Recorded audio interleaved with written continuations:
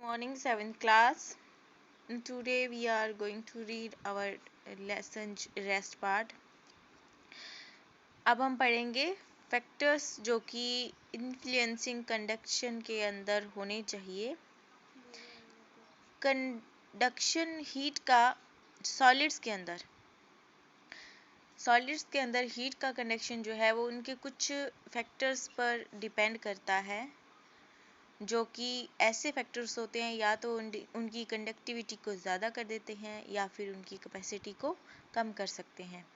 तो इन फैक्टर्स के बारे में देखते हैं कि सबसे पहले हम देखते हैं नेचर और सॉलिड मटेरियल्स का नेचर क्या होनी चाहिए। कुछ मटेरियल्स होते हैं जो हीट को कंडक्ट कर सकते हैं और कुछ नहीं, कुछ बहुत जल्दी गर्म हो जाते हैं और कुछ गर्म नहीं हो पाते।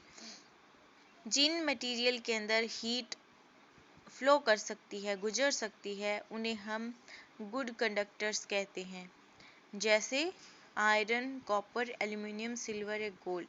इन सब को अगर हम गर्म करेंगे, फ्लेम पर रखेंगे तो बहुत जल्दी गर्म हो जाते हैं। और जो मटेरियल्स गर्म नहीं होते, वो हीट को कंडक्ट नहीं कर सकते, उन्हें हम नॉन कंडक्टर ऑफ हीट कहते हैं, जैसे प्लास्टिक, लकड़ी या फिर ग्लास। तो गुड कंडक्टर्स और नॉन कंडक्टर्स के उनकी कंडक्टिंग प्रॉपर्टी के आधार पर ही बहुत सारे यूजेस होते हैं।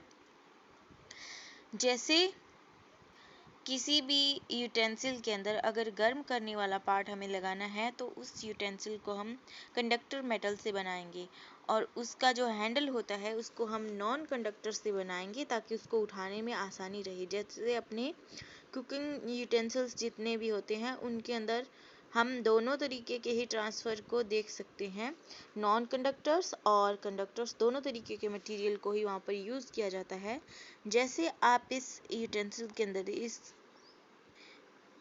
पेन के अंदर हम देखते हैं कि जो पेन का वो पार्ट है जिसके अंदर हम किसी भी चीज़ को डालकर गर्म करते हैं, वो कंडक्टर मटेरियल का बना हुआ है। जो हीट के कंडक्टर हैं उस मटेरियल का बना हुआ है। और जो इसका हैंडल है, जो कि हमें चाहिए कि ये ठंडा ही रहे, गर्म ना हो, वो हीट के नॉन कंडक्टर से बना हुआ है। तो जो हैंडल है वो बना है non conductor of heat material का, और जो यूटेंसिल्स का गर्म करने वाला पार्ट है जिसमें हम फूड को कुक करेंगे, वो पार्ट हमारा कंडक्टर मटेरियल से बना हुआ है। उसके बाद में हम देखते हैं कि कंडक्टर्स का एक्शन करने का कोई मेन शर्त क्या होता है, वो है एरिया ऑफ कंडक्टर्स। अगर हम किसी भी हीट पर कंडक्टर्स की अगर रॉड हमने ले रखी है तो उसको हम सीधे के सीधे ही उसी फ्लेम पर रखते हैं तो बहुत जल्दी गर्म हो जाती है। अगर उसे फ्लेम से